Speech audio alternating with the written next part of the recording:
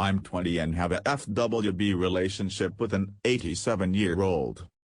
I met her when I was almost 18 years old. She was roommating with my grandma at a nursing home at the time.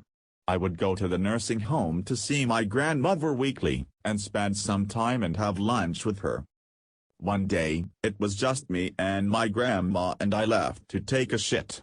On the way back from the can, I bumped into my grandma's neighbor. She was walking herself with a walker, and asked me if I could help her back to her room. I politely said yes. She put one of her arms around mine, and I had my hand on her back. For some reason, this really turned me on. We made it back, and she gave me a big hug. Driving home I couldn't stop thinking about this woman. I have no idea why I was so turned on by her. My balls were hurting in my car. I couldn't get over it. So I went back the next day after work to see my grandma.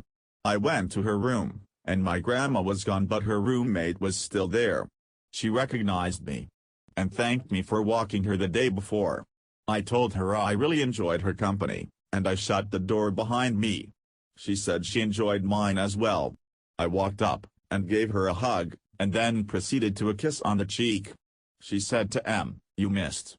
And I went for a kiss on the mouth. I then kissed her again, and then again a third time, which led to us making out.